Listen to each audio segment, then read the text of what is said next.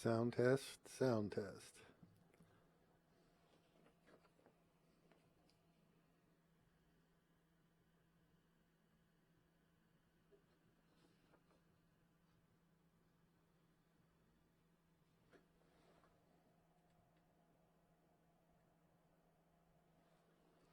Okay, looks like we're live, and Craig's ready, and Lance Loengart, hi, and Craig likes that Omega, great.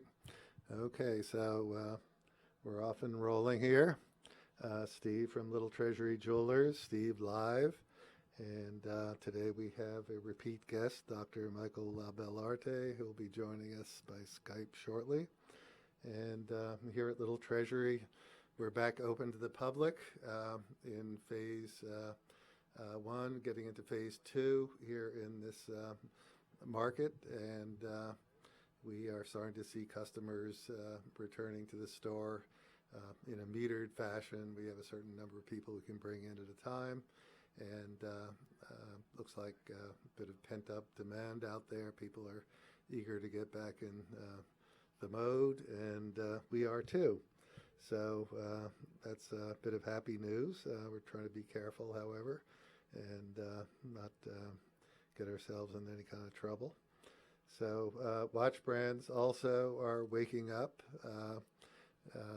Basel World and some of the other events, international events, obviously were canceled, and a lot of hiccups in terms of rolling out new product.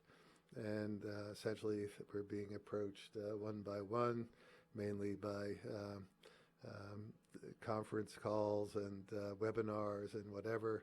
It's a little bit woolly with so many inputs in a sort of random fashion. So we are watching that closely.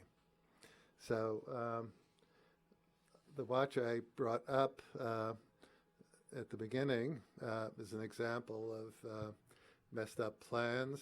This is the Omega 2020 Tokyo Olympics limited edition, and obviously the limited edition is here, and the 2020 Olympics and maybe even the 2021 are not to be with us. So we have a number of pieces out there that are sort of stranded in terms of the planned rollout, and watch companies are trying to rebalance accordingly. So it's sort of an interesting time indeed.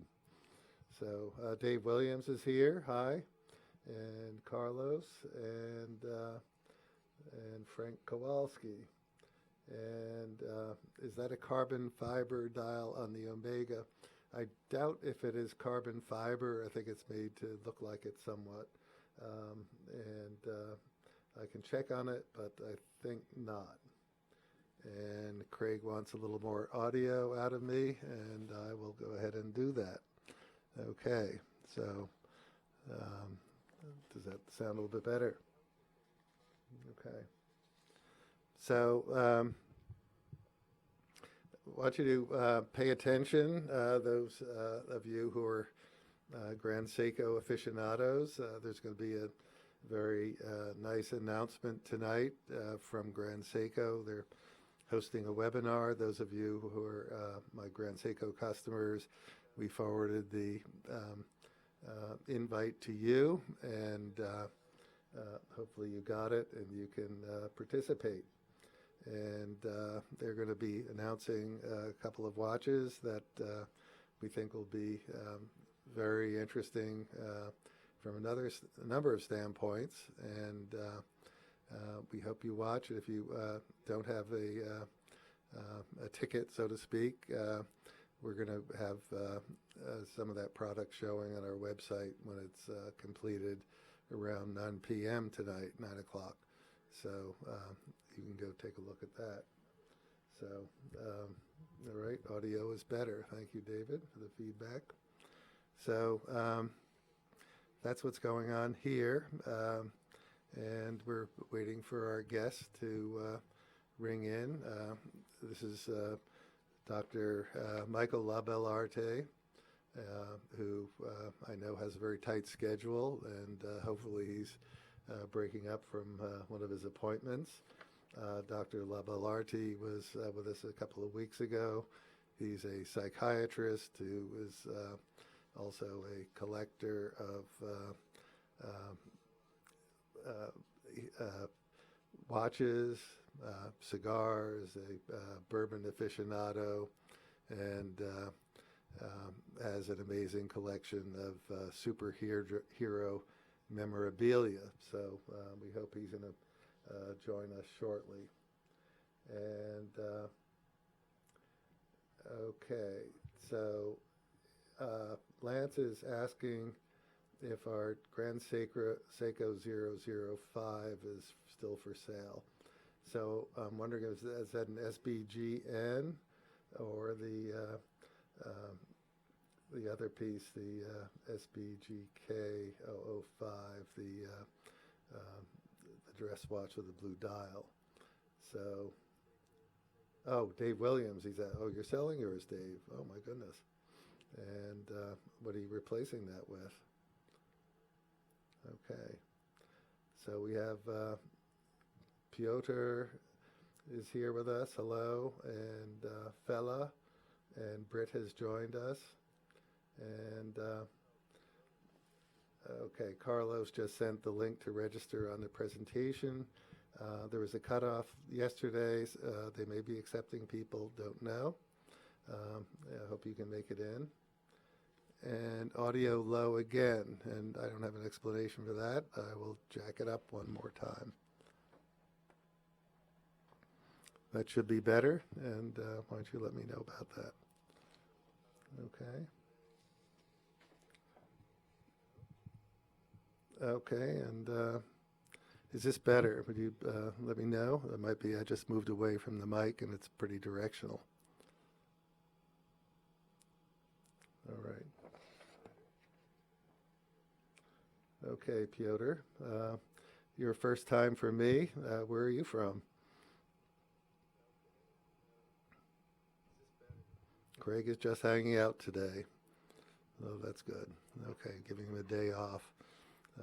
Craig and I get together on the phone virtually every day and hash things out and have a good time, and glad to see him getting the day off. So I am going to answer this call, and oh boy, Steve. Ooh, your volume's way up, and we need a little feedback on that, perhaps. And hang on, folks. I'm going to adjust the audio, then I'll bring our guest on. And let me see. Michael, you're cracking. How about now? Just a minute. I'll be right back with you. And audio check again. Okay, so Piotr joins us from Poland. Well, welcome, long-distance traveler. Okay, so I'm going to, I'm getting a big noise out of you, Michael. Okay, so I'm going to bring on Michael Labellarte, and here we go. Michael is joining us from his lair. Some of you who were on last time saw it, and it's quite a show. You have a hand in front of it. There you go.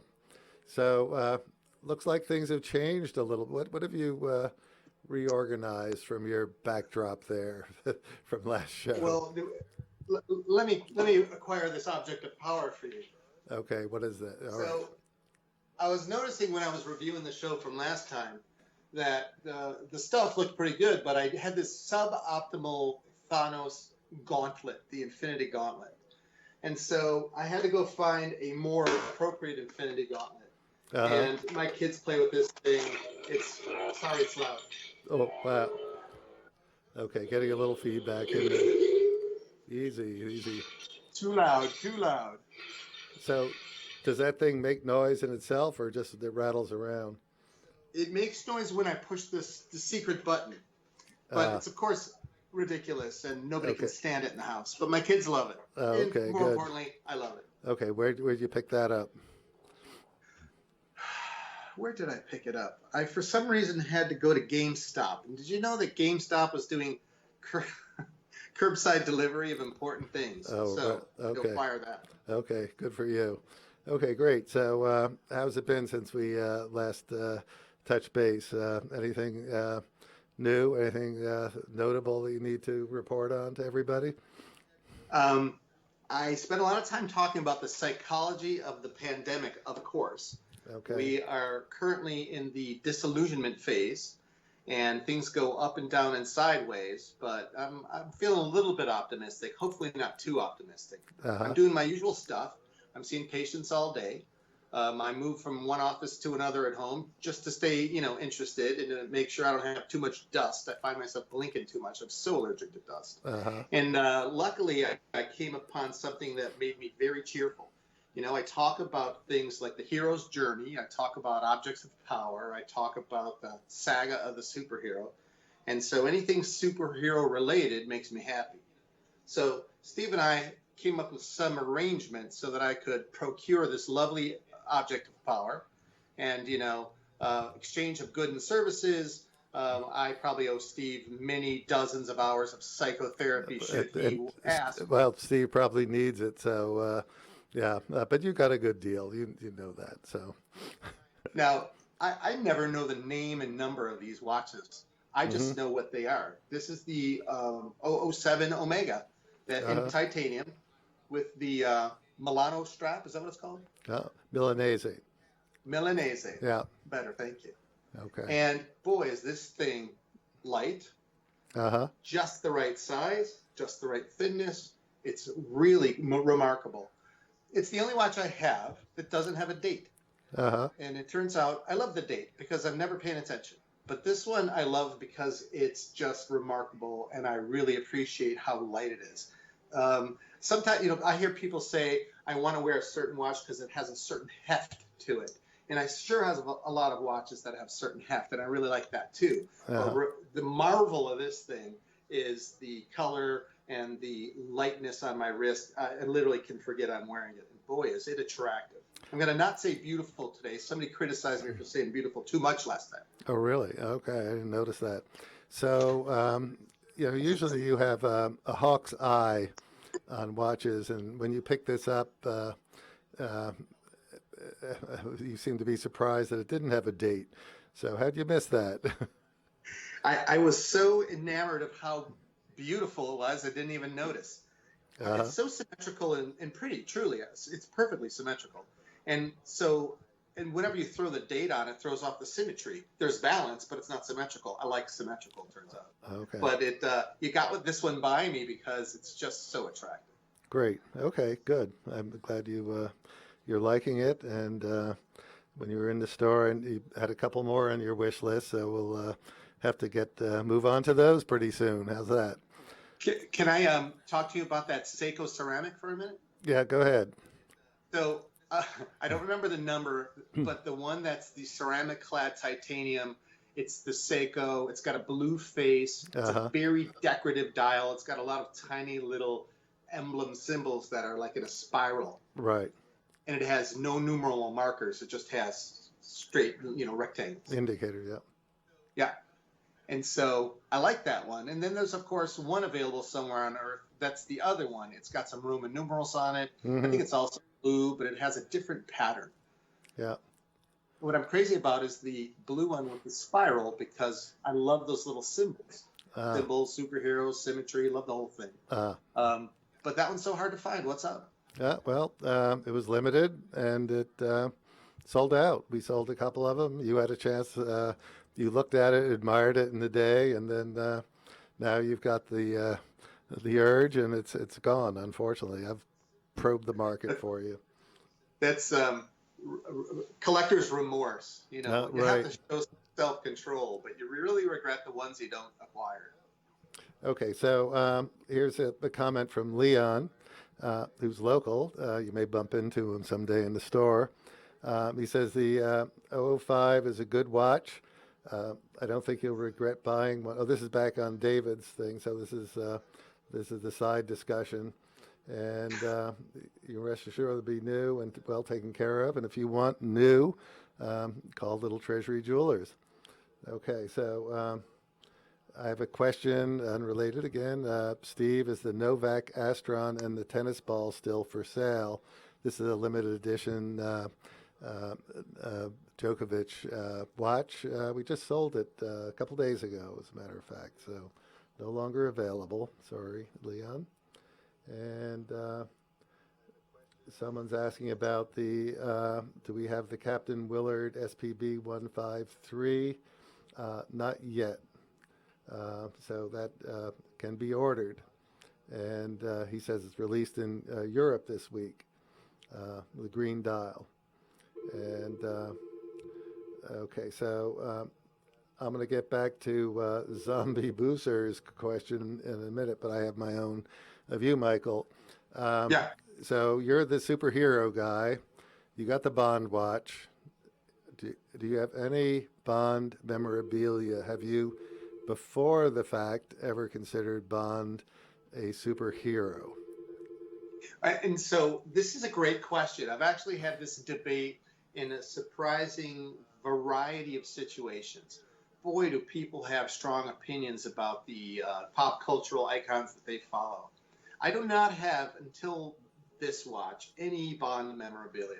I really liked the watch that came out for Skyfall. Do you remember that watch? Came out. It was one of the first ones out of NATO strap. It had a lollipop sweeping second hand, and when you put it in timer mode, the sweeping second hand went backwards, just like in the movie. Uh-huh. Do you remember? No, I don't remember it. You know me, I'm not good on these Yeah, I don't think things. maybe you weren't selling them at the time, but it was nice.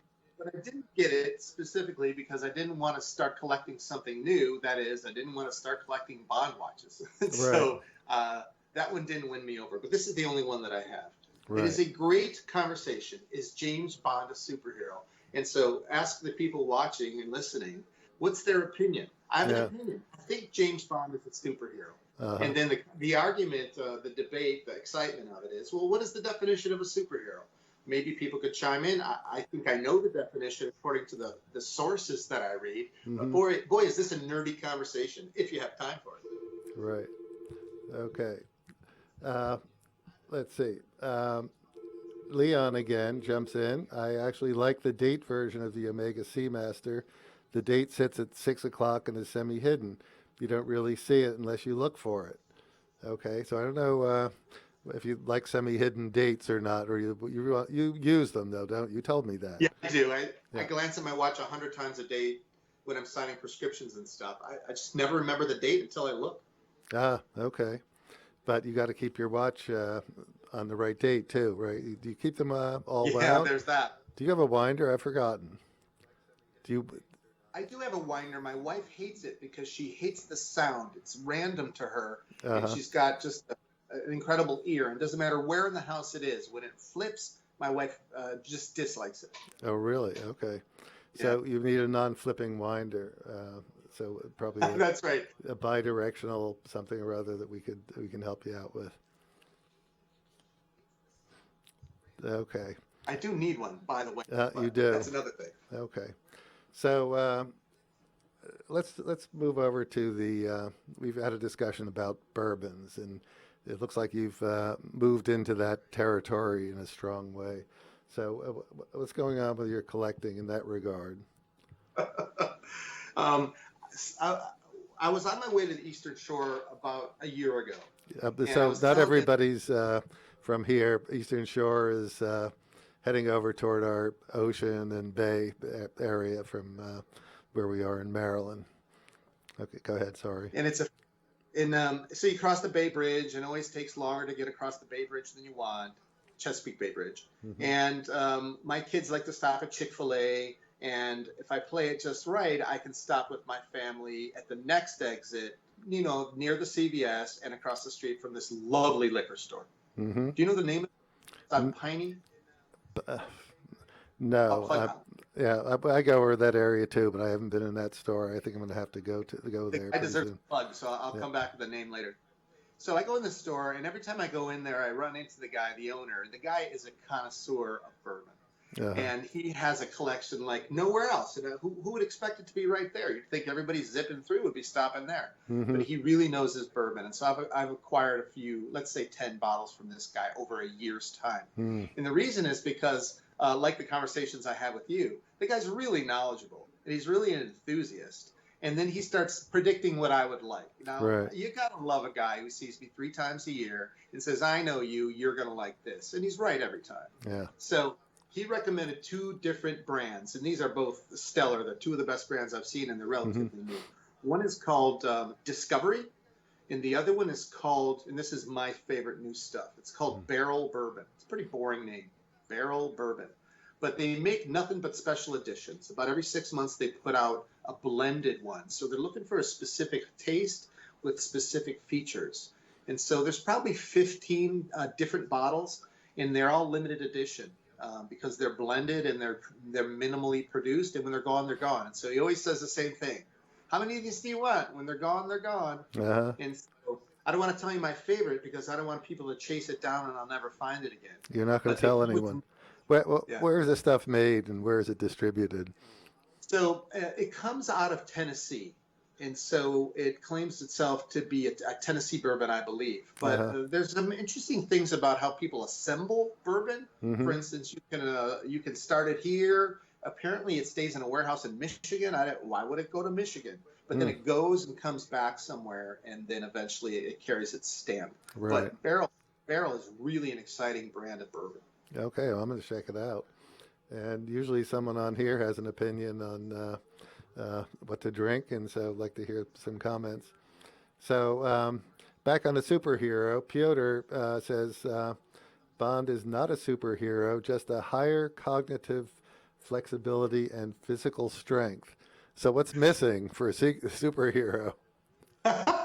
So the first volley of Bond is not a superhero. The first volley is always, well, then is Batman a superhero? Because Batman is not, he is extraordinarily gifted, and he has studied in such a way to bring his, quote, mind and body to the peak of physical, perfection, whatever that means. Yeah. But when people argue about this, and I've been in some pretty cool rooms arguing with some really interesting people who are creators of video games and cartoons and comic books, and those people, and they're almost always guys in those calls, whatever that means. They're really hardcore about the diagnosis, the criteria for superhero. So the legal criteria, according to a guy named Coogan, who's a professor of comic books somewhere, Peter Coogan, he's just a terrific author, comes from a lawsuit years back when the people that make Superman, DC, decided to sue the company Fawcett that made Captain Marvel / Shazam comics. And what happened that came out of that is they went to court and they buried Fawcett. They destroyed them. The reason is because jokes that Shazam was actually we're getting Superman was selling like cakes. They wanted to show the name of Learned Hand. Your signal's getting a little bumpy there, so I'm not sure what's going on. Are you wired or are you wireless? I'm wireless. Yeah, okay, that's the problem. Craig would punish you for that. So, okay, it seems to have gotten back on the beam. So, are we back on? Yeah, I think we're okay. Tell me the last word you heard. We hear the words. Just for me, it's been a little choppy. The video? Yeah, but it seems okay now. So here's Zombie Booster's gotten back on. They had knocked him off for some comment, which actually looked interesting to me. I was going to follow it up. But anyway, he says, I think it's interesting how when all new watches come out, there's usually controversy, i.e. Longa Odysseus and AP Code 1159. But reissues are usually safe, like the Breitling 806, Navitimer, and Speedy 321. I don't know how to respond to that, but it is interesting. So usually people are upset when some favorite brand gets off the perceived rails, I guess. And after the, well, I think it's sort of like Lexus. When Lexus came out with their new, well, not new, but their aggressive front ends, I found them really horrible. And now Yeah. I'm getting used to them. And you absorb these revolutionary style changes and develop an acceptance, I think, anyway. What do you think, Doc? Well, I think so too. And I think I tend to like a similar look on a watch, and I'm not so into the brand per se. Once I like a brand, I like to kind of find a collection from them, but I always like a specific look, I call it a classic look. It's an old fashioned look. But what's really interesting about this is really atypical for me, this watch. My understanding is it's kind of an update on a 25-year-old model. I didn't collect Omega 25 years ago, but it's really just an update, and it's really beautiful. What's interesting about it is apparently that original watch had a couple unique features, including an up arrow over the 6 indice at the bottom.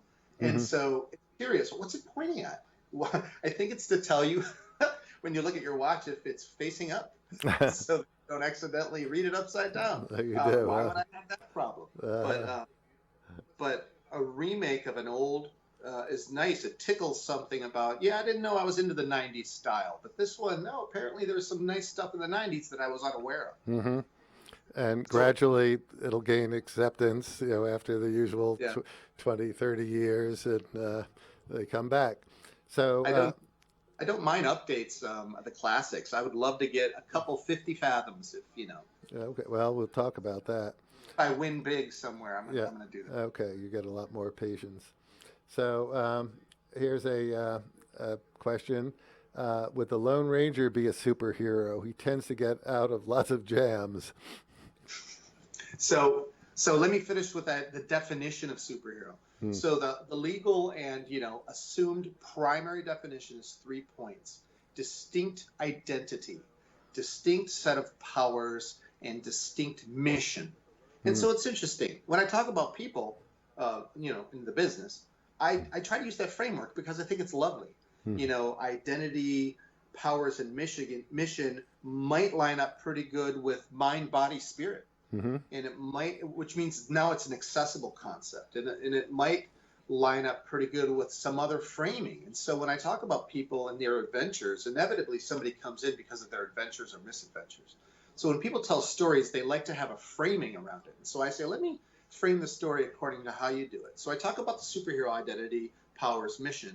And then there's a secondary thing for when you're going to argue about Lone Ranger or Captain Action or, Mr. Spock or whomever, Bond. The secondary part, people put a lot of emphasis in this. And the secondary part has to do with the trappings of superhero. So one of the trappings of superhero is a costume, which usually has a color set. The primary is the good guy, the secondary color is the bad guy, and that's real value laden. Then there's some sort of an insignia, and the insignia tends to be perfectly symmetrical, and it doesn't matter if it's a bat or if it's a not so symmetrical S in the middle of a symmetrical diamond-shaped chevron. And so the symbol, the color scheme, the costume, those are super important. And then maybe one of the greatest things is the super villain. The legend is that once superheroism emerged, then bad guys said, oh yeah, well watch, now you have given me an opportunity to be a super villain. So that's a really cool story when you put it that way, when you start looking at that. The word, and this is a new word that I'm going to run by you, Steve. I know you're a wordsmith. The word that people often talk about is the word reify. And so I think the word reify means to take an abstract concept and turn it into a concrete thing. And so when a character with perfect virtue and heroism wears this costume with this color, with this insignia, and fights this villain, then you have now created, it's a stilled identity, a three-dimensional construct of virtue, because all those things are virtuous. The way that Superman stands with the back bent and the chest out and the arms akimbo is symbolic for that heroic thing. And so you're really selling a visual thing. Remember, this is invented to sell comic books. Right. And drawing them was intended to be the nude in motion, because nude is easier to draw than clothing, Mm-hmm. and the nude invokes the classic Greek iconography of those great statues. Mm-hmm. And so what they were going for is selling mythology because it looked good, it was exciting, it was colorful, and here kids buy this. Wow. So is Lone Ranger fit those things? Well, he's got the costume, and the guns, one in each hand, is symmetrical, and he's got a mission. Uh-huh. Um, does he have a secret identity? That's another element I didn't say. Secret identity is not necessarily so. In the movies, Tony Stark is Iron Man, but everybody knows he's Tony Stark. It doesn't have to be, but it's really iconic in a lot of the good ones. The Clark Kent, the Peter Parker. It's quality to have a secret identity. I'm not sure that. Actually, I'm pretty sure that the Lone Ranger, the Shadow, another classic pulp era person, Mm-hmm. they don't have that alter ego. They are simply that character. They don't go home and put their feet up and drink a little barrel bourbon. That's who they are. But these are fun conversations because they have a lot of the elements. Although, Lone Ranger kills people, and technically that's kind of a no-no. I think he kills people. Maybe you can correct me. Interesting. So Piotr remarks that Batman stalks the night looking for fights because he drinks scotch. So that ties it back into our whiskey theme very nicely. So, and he also adds both not superheroes. I guess that's Batman and the Lone Ranger. Not quite clear. He is rich and has latest gear, plus is not slouch. So, not quite sure who that's referring to, but Craig adds that he agrees the new Lexus designs are a total fail. Yeah, that's not a Craig look. I agree. And Triforce Rich asks if I still drive the Rolls Royce around. Well, Triforce, I'm driven around. I don't drive around. Thank you. Okay, so. And by the way, I got to ask this question. What is actually cooler, really? The James Bond Aston Martin car or the Batmobile? Ooh, interesting question. Someone will have a strong opinion. I got to go with the Aston Martin. It doesn't have as many bells and whistles, but it is beautiful. Yeah. By the way, I'm sure you're aware that Ian Fleming is also the writer of Chitty Chitty Bang Bang.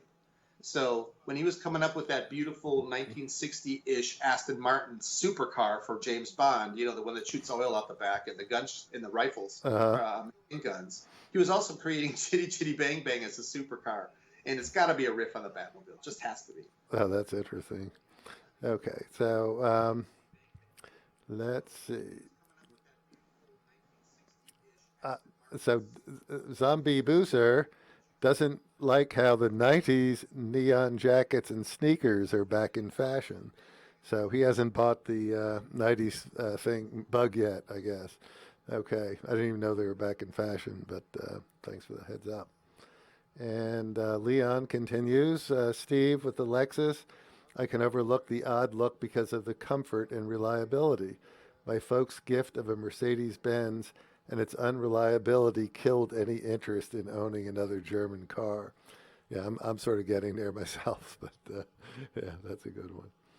And okay, we got off into some Bitcoin discussion and PlayStation and the games. The Witcher is the favorite game of all time for Triforce Rich. You're getting out of my zone, so I don't know if the doctor has anything on that. And Craig adds, Leon, the solution is to buy a pre-ugly Lexus. And okay.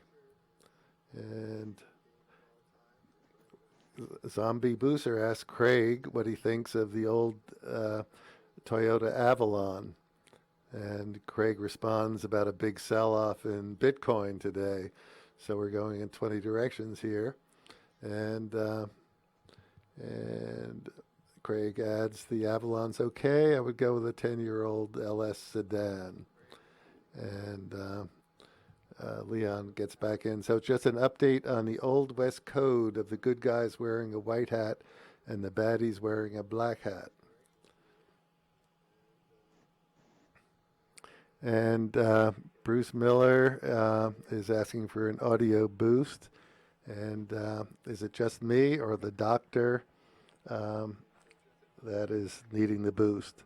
What's interesting, Go ahead. my volume switch is only what I hear. I don't think it's volume switched for what I project. So I think it's on your end. I think it's on my end too, but I have my switch all the way up, so, and I'm getting it loud in my earphones, so something I may not be able to totally correct during this show. So, okay. Okay, here's a nice question. And Lance asks, do you have any Green Lantern memorabilia? You have come to the right place. I can't even move as much of it. So I'm going to do that thing that some people don't like. I'm going to move with the item. All right. This is my Green Lantern shelves in the plural.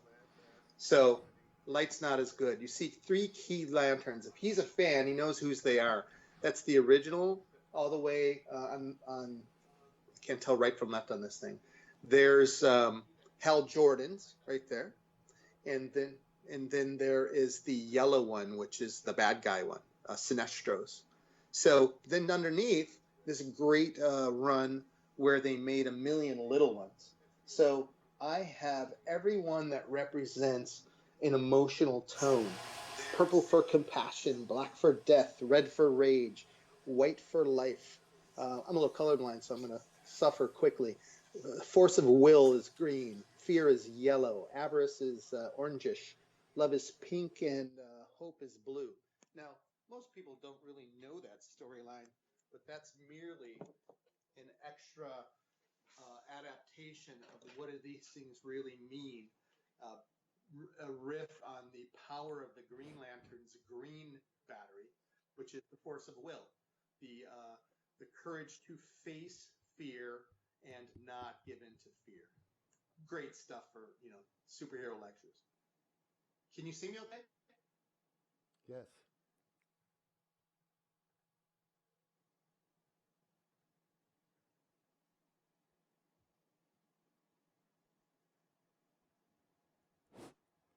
Testing myself. So is my audio up better for anyone? You sound to me. Okay. Try that out, fellas. See if that's any better. Although I'm getting a little echo. I'm looking at your lovely yellow tie, but I'm not seeing your face. Okay, because you're on a different screen than the others. Okay, so, got a bunch of questions here. Lance, or comments, the best James Bond car is the Sunbeam Alpine. Anything on that? Wait, what's the brand on that one? Sunbeam Alpine. Ooh, what movie is that? Don't know. Maybe Lance can add that. And have you seen Trigun? I have not. What is that? I do not know. Is that a cartoon? Don't know. Zombie Booster, if you can answer that. And the best Bond car was a Volvo. Craig knows the Sunbeam Tiger. He says it's the way to go, but they overheat. And Piotr, the Batmobile Aston in real chase would go to limp mode. And Carlos would like a DeLorean, so we're getting into the car world. Okay, so Lance indicates the Alpine was the car in Dr. No. Oh, sweet. Okay. All right, I got to get my audio up again. Hang on. Ian Fleming was a big car fan, apparently, so I wonder if he had any influence on the cars they actually put into the movies. Don't know.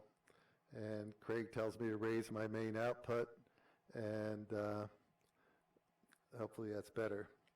All right, sorry about this, fellas. And Leon asks you, what about the 1960s Batman? Too camp? I could reach. Why don't I?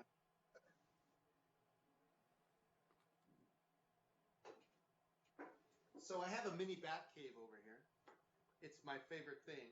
I bought these toys, these kids' toys. You know who that is? Because if I put it on the lower shelf of my collection, my kids would play with the accessible, harmless toys. There's your Joker. Here's your Batman and Robin. Campy, yes. But I also have the 1977 vinyl ridiculous carrying case that's supposed to open up into the Batcave, and it's just got some printed stuff on there. It's both wonderful and lame at the same time, which perfectly describes the story of the 1960s camp. While it's camp, the attention to detail, the use of the color, the wonderful acting and characters, I mean, yeah, I think it's great. It sure looks good in high def, too. So it might not be true to the original. It's not true to the current, so-called grimmer, darker Batman that came out in the 80s. But it has a place. I think it's great. Okay, cool. So let's see. Michael, will hilariously offensive movies like Blazing Saddles ever be made again? I feel like it'll take at least a generation or two to move past the current Puritanism. I can't disagree. I also like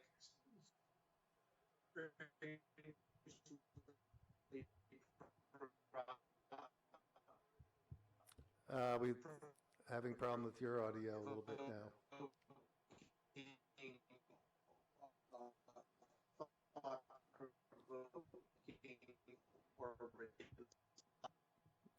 Michael, can you hear me?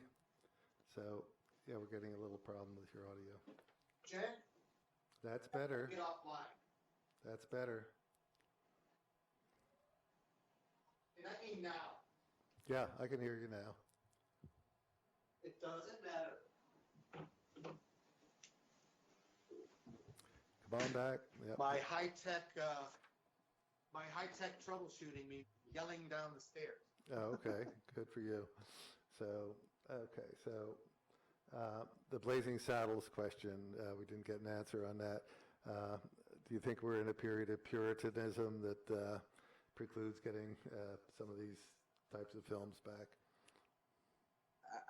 I agree that there's something unusual about the ability to say something that provokes, to share. The conversation about, I want to share what's on my mind, please listen and change your opinion, but don't share your opinion. It's really interesting. And I agree, I love Blazing Saddles, and I can cringe appropriately when something's appropriate, but I don't mind cringing because of a discomfort. It's just kind of a occupational hazard.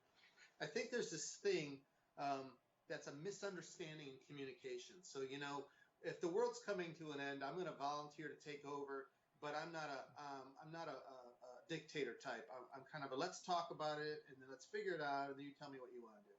So in the new world, we're going to talk about thoughts, we're going to talk about feelings, and we're going to talk about behaviors.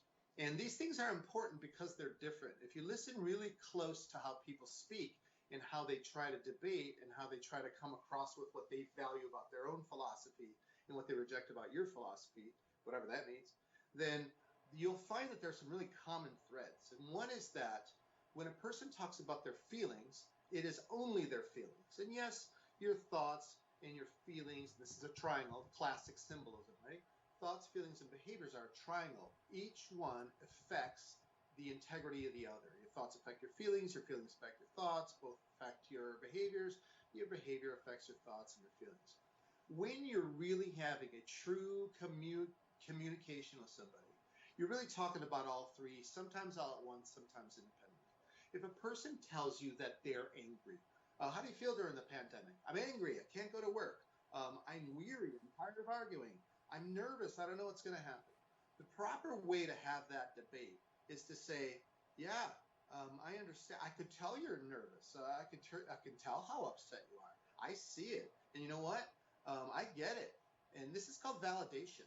We validate people's feelings when we're good citizens. And that's how we communicate. You nod, you don't nod, you white. A lot of it's nonverbal. But if you're a good listener, you will validate the feelings that the people are projecting. People, for some reason, love to talk about their feelings first. Good, bad, other, whatever the topic is, you have to validate how they feel. Now, next comes the thoughts. And the thoughts live in the mind, but they live in the air because, in a community way, there are ideas in a community, in a culture, there are ideals, there are values. And so we use our thoughts to discuss. And discuss means we leave the feelings out, we leave the behaviors out, and we simply talk about thought-based things. This is part of therapy.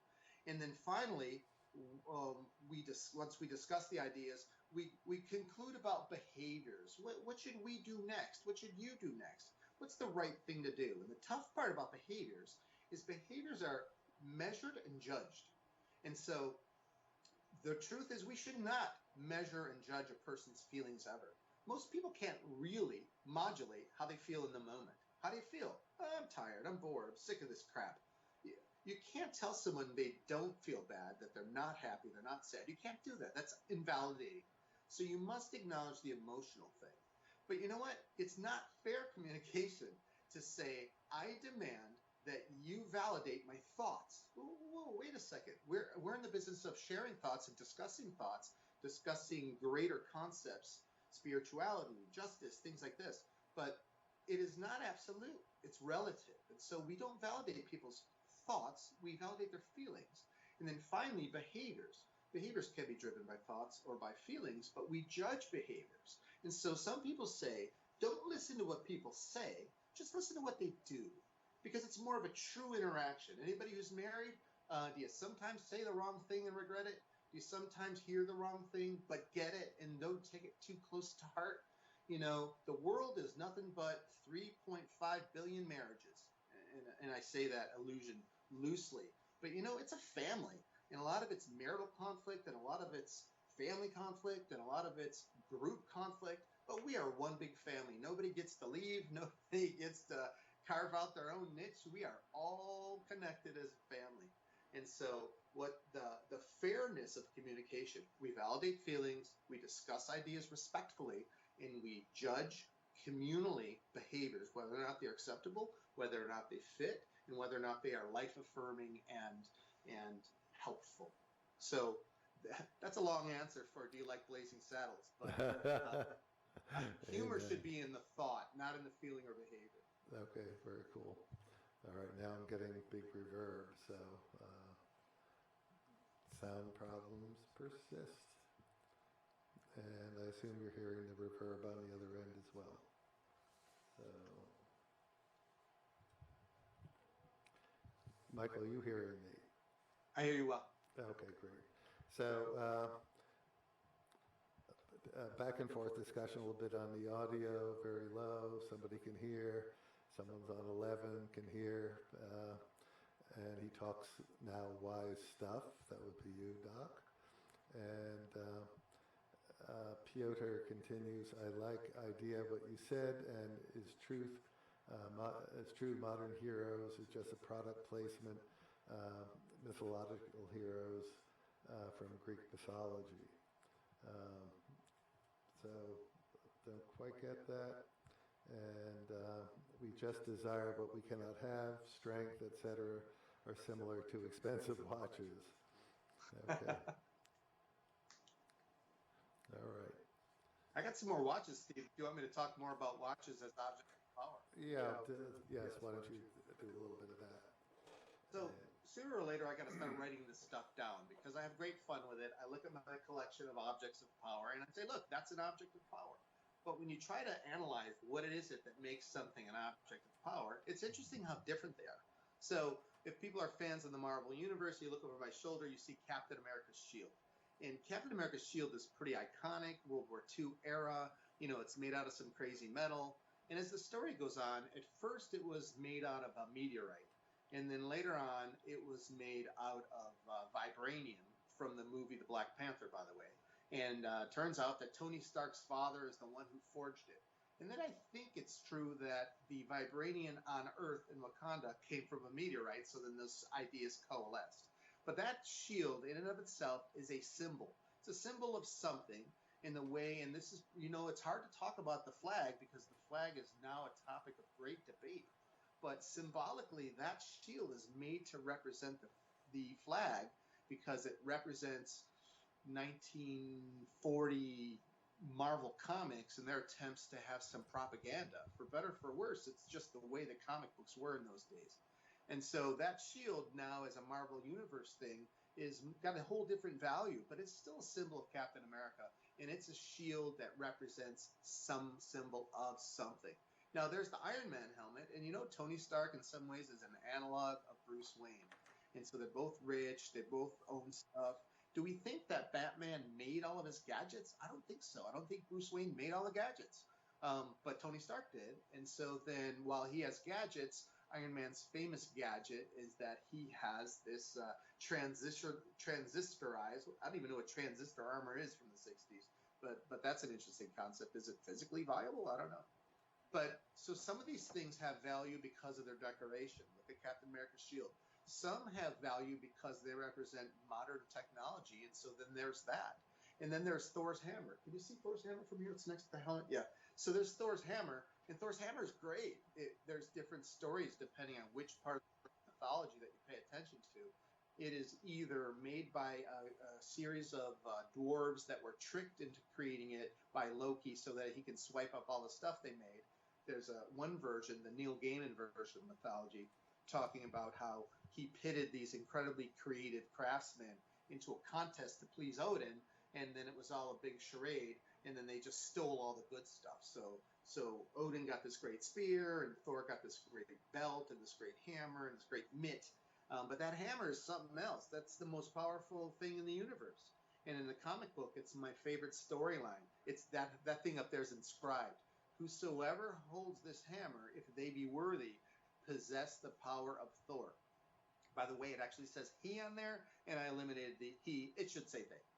They possess if they are worthy. And is there a better story to have between two people communicating about, you sound like a pretty worthy person to me. Don't be so hard on yourself. Or I can only aspire to be worthy in the same way that you aspire to be worthy. So the word worthy, excuse me, validating of the people's experience and feeling. Can you hear me? Little chip chop, and it seems back. Okay, so can you hear me? Can you hear me, Michael?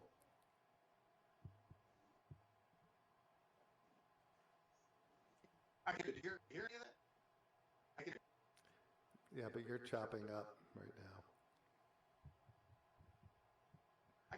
I can never tell if it's my hookup or yours. Well, maybe both. So maybe you can answer a question. What watch would Jesus wear?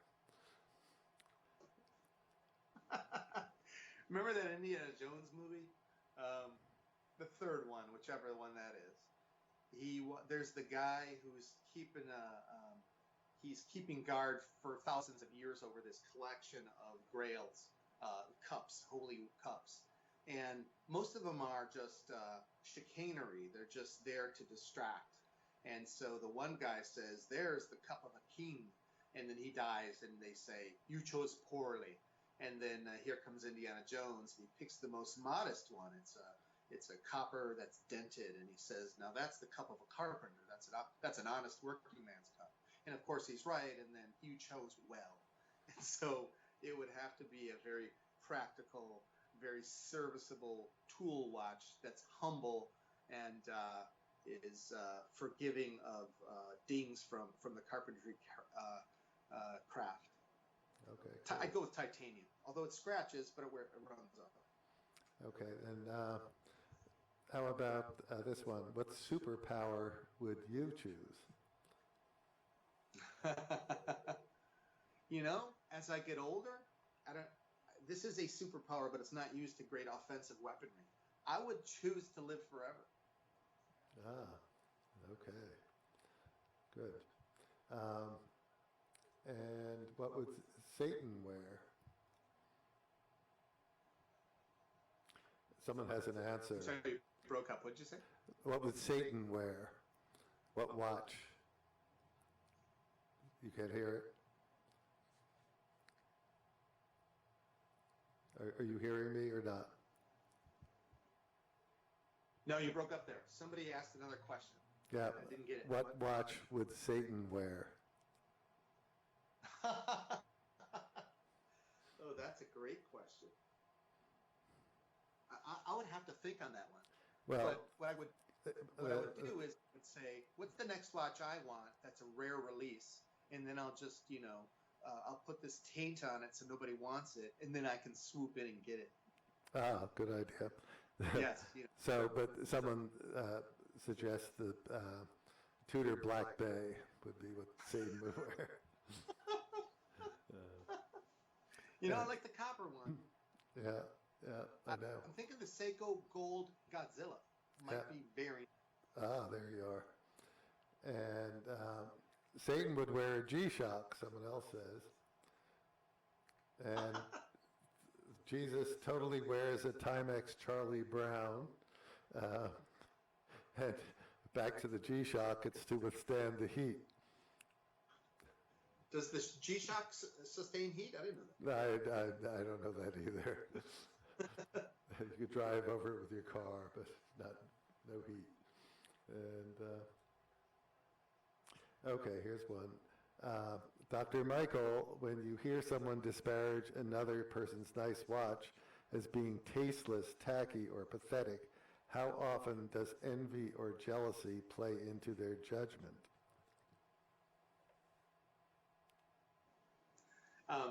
Did somebody ask a question that somebody is critical of watches and uses disparaging words of the watches? Yes, and then such as tasteless, tacky, pathetic, and how often does envy or jealousy play into their judgment? Well, what's the old saying? There's no something for taste. There's no allowing for taste. So no disputing taste. So what we talked about last time is, you buy a watch that reflects a lot about you. The watch you buy, the car you buy, it reflects something about you. It's your taste, it's your value, it's your sense of meaning.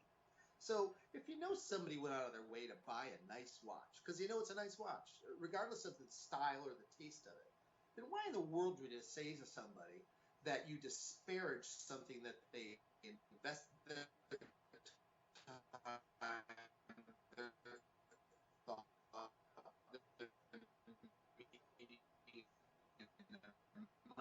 money, unless you're kind of thanks for criticizing things, bad things about things that you value. But that's not playing into my thoughts, feelings, behaviors thing. Let's talk about ideas. But I have a strong feeling about my watch. Don't you dare insult my watch. I love my watch. And so we're back to don't pick on my feelings. You can pick on my ideas. So, now we're still riffing on the Jesus and Satan watches here, and Satan eats Invicta for breakfast and poops Tudor. Oh, gee. And they're onto your Wi-Fi. Ethernet is the way to go. Is it my Wi-Fi? Yeah, they want you on hardwired next time, and I guess I got to get my audio retooled. And okay, live forever. Ask somebody how. Steve, ask somebody on there. How do I hardwire my iPad? Or do I have to? It can be done. There's an adapter. Yeah, that can be done. Yeah. Well, then I will fix this for next time. Okay, and I'll fix the audio for next time, but don't hold your breath. Listen, I got to throw some watches at you. Ready? What? So when the objects of power conversation begins with the famous Rolex. I'm not saying this is the most famous Rolex, but Rolex, to my mind, is the first watch that bragged that it was a power watch. Remember the 80s? I came online. I understood the Matrix in the 80s. I was born in 65. The 80s was pretty cool. And so if I find a 1980s-ish, I think this is a 76, 77, at the time I could only covet it. I wasn't going to ever be able to afford a Rolex. Not when I was 16, 18. It didn't look like that's where I was headed. So this thing was a power watch because the branding and the quality of the build in and of itself made it an object of power, which means if you acquire one of these at any time in history, you have a sense of power status, so to speak, because you own a Rolex, which is fascinating. But you know what? I love these things and I love the old ones, but I don't resonate with it because I'll tell you a little secret. It reminds me that I was too poor to buy one.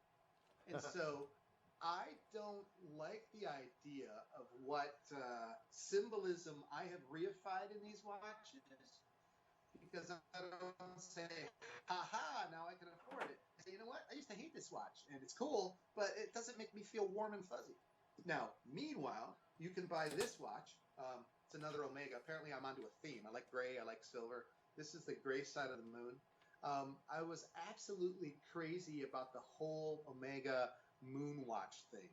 Now, people love it. People hate it. I actually don't know anybody who hates it. Our friend Greg, absolutely crazy about it. He bought one of those special edition ones. But I always loved that. And I always loved that they made commemorative, and I love that they made updates. And so this is one of the updates. It's made out of ceramic. It's so beautifully polished. But this is another object of power because its brand, Omega's a great brand. It's a Bond brand, but it's also the NASA thing. And I don't quite know the story of why they picked it, why they chose it about other ones. But once you get stamped with Speedmaster, Moon, whatever, there's another power instilled in that because there's more symbolism and there's more, patriotism, if that's even an okay thing to say anymore. There's just some real quality meaning behind a moon watch. Now, one of my favorites these days is Bourbon, and I just love them. And the reason is because they figured this thing out independent of me. I don't know how they made their decisions without me teaching them. But they make watches that have meaning and power built right in. So this is the, Steve? Code breaker. Oh, it's a code. I couldn't see it. Yeah, a code breaker. Yeah. So this is the code breaker. And the code breaker has a story that goes back to, trying to break the code, Nazis, stuff like that. Okay, your voice got a little. For a couple reasons. Yeah. It is the best. Am I still there? Now you're doing better. Yeah. Your sound is a little better. Go ahead. Okay, good. So this has become my favorite watch because it has an uncanny symmetry. I like the thing that I don't know. Some people might call it a panda. Sometimes I call it a cannonball. But I like when there's a symmetrical two dials, and just this one's so. It's not just the symmetry; it's the size of the circles and how they contrast. I think it's great. But the meaning part that Vermont got onto is, what if you take a piece of something precious? What if you take a piece of the wooden floor at the place where they broke the famous code from the Nazi code, and it was literally in that room, and you literally broke the planks up, and then you just took a piece of it and you put it on there. And you're like, wow, this thing holds this relic, this reified piece of wood. And then meanwhile, on the side of it is this digits. This one happens to be 91, the year I graduated from medical school. And it says 091, and these digits are taken from, Are taken from the old-fashioned computing cards that you'd punch them and then numbers would pop off, and then you'd have a card with some holes in it.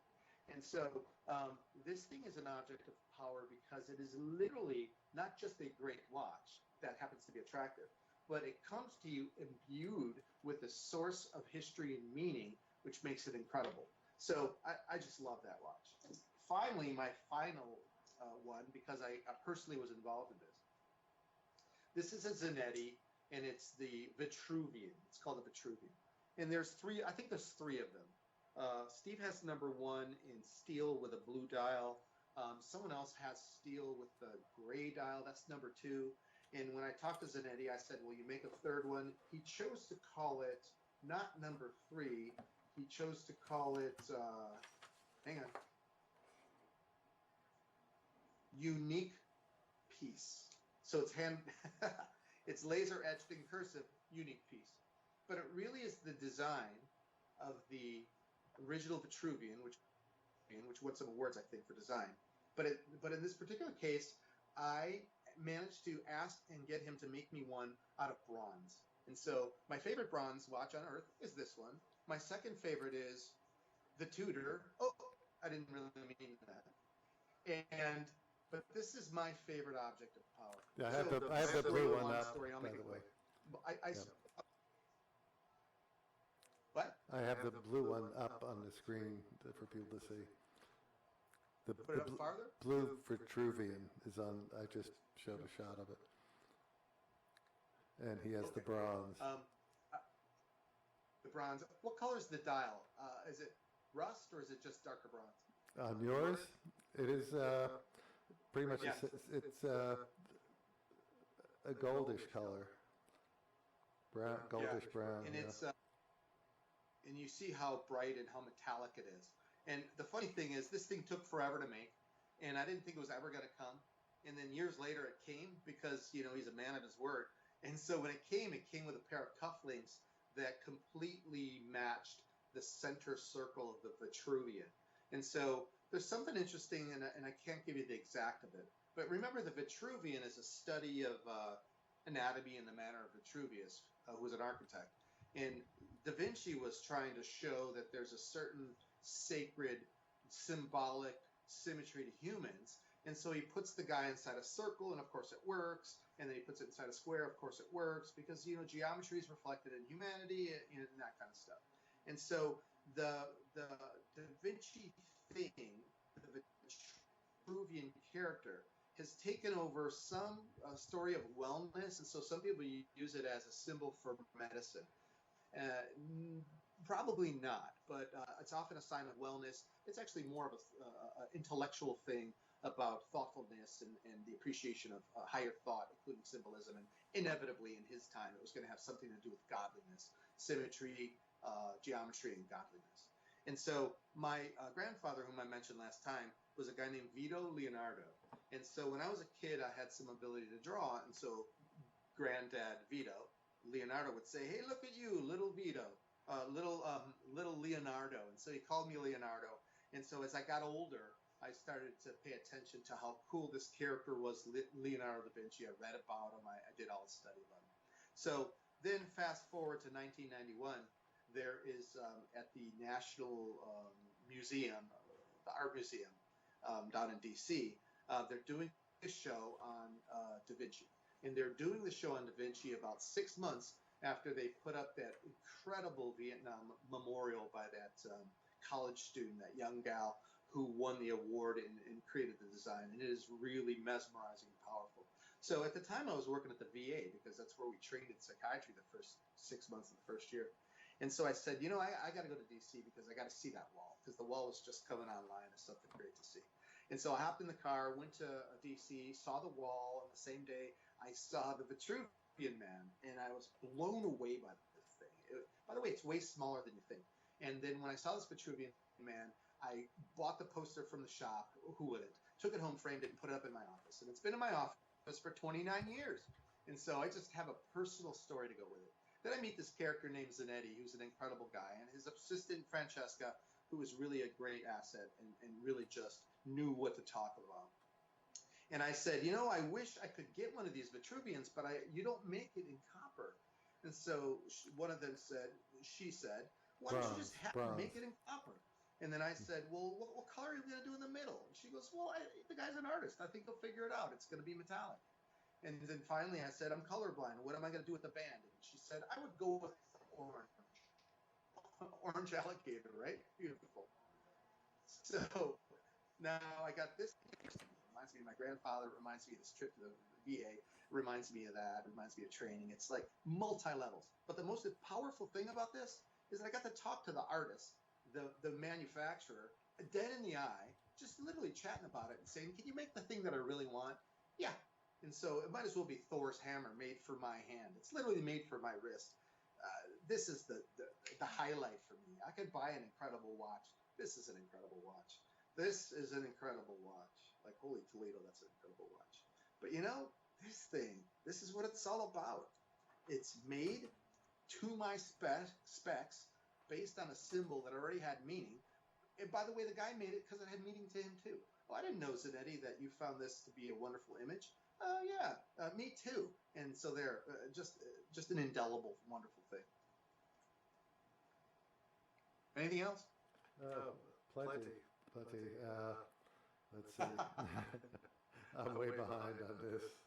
And, but someone says you're a great guest, and that's true for sure. And but our audio seems to be going to hell.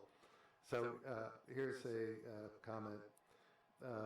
Chi-Town, California asks, Dr. Michael, could you realistically draw a psyche profile from a person's history of watch purchases, or would you need a corresponding timeline of life events that coincide with each purchase? Now, that is such a great challenge that if anybody were willing to do this at one of the many events at the Little Treasury, I would be up to that challenge. But it wouldn't be too personal. It would be like a mentalism thing, where a person volunteers because they're wonderful and courageous and in good humor, and I show up as a good citizen in good humor, and you show me the history of your watches in order that you bought them, and I will take a swing at your personality and a little bit about your likely profession. I would be happy to do this because that's a great question. We'll do that at our next event. Okay? So who knows when, but it will happen. Okay, folks, so we've been on here a good while. We've used the doctor's time. I probably owe him another watch or something. And so I'm going to wrap it up. And we'll probably have a part 3 when we get him hardwired and I get me with my sound mixer, which, by the way, I bought from Craig, which is cranked all the way up to the top, starts performing better or gets replaced. So with that, Dr. Labellarte, thank you for your extreme wisdom and insights. It's been great. And definitely be back. Always love your presence. And for all of our people watching, thanks for coming on. And have a good evening. Don't forget, 9 o'clock tonight on our website, we'll be releasing the new pieces from Grand Seiko. And if you can get on at 8 o'clock to the webinar they're having, Carlos posted a link. If you haven't signed up, you can give it a try, but I think it closed yesterday. Michael, you getting on that? You did get an invite. Tell me, is it today? Yeah, 8 o'clock tonight. Oh, I'm glad you reminded me. I'm definitely pre-ordered a spot, so I'll be getting on that. Okay, great. Okay, so everybody, you take care. I'm going to wind it down and talk about this carpet. Oh, go ahead. What is that? What is that? What is that? So this is a mouse pad. Back when you needed the mouse pad, probably circa 1996. But it's not just your wireless is going nuts again. So here's a little teaser. No. For people watching who know that I value objects. I don't think we got it. I think your wireless has gotten tired. We see it, but it's an Oriental carpet is what it is. But it's a very specific one. It is a facsimile of a very meaningful, powerful object. Which is? And this can be a tease. Yeah, I can tease you. I'll tell you on the third one, and you can look it up, or I can just tell you. You tell me what you want. From what you know about me, profile me. What rug is that? Probably. What rug is that? This is a question for me. Uh-oh. Yeah, well, if anybody, because you know me best of everybody listening. object of power, meaning, something I would chase down, something that I would acquire and have it 25 years later in mint condition and lean on it while we're talking, and it's just a beautiful thing that I would leave in my office. We're going to catch up on this on part 3, I think. Excellent. All right? A cliffhanger. With that, okay. All right. You are released, everybody. Have a good evening. Take care. Goodbye. So, See you then. yeah. See ya. Okay. Bye. Thanks. Yep.